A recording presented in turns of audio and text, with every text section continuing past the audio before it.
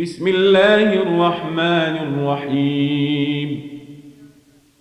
لم يكن الذين كفروا من أهل الكتاب والمشركين منفكين حتى تاتيهم البينة رسول من الله يتلو صحفا مطهرة فيها كتب قيمة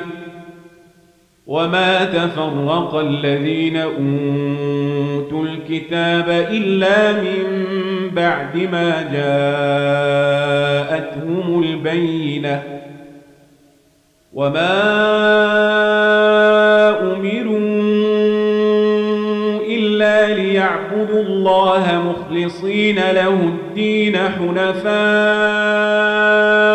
ويقيموا الصلاة ويؤتوا الزكاة وذلك دين القيمة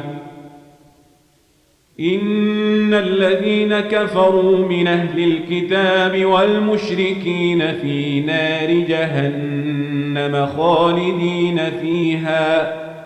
أولئك هم شر البريئة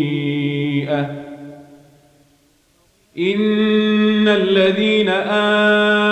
آمنوا وعملوا الصالحات أولئك هم خير البريئة جزاؤهم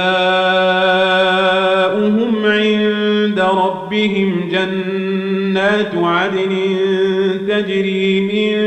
تحتها الأنهار خالدين فيها أبدا رضي الله عنهم ورضوا عنه ذلك لمن خشي ربه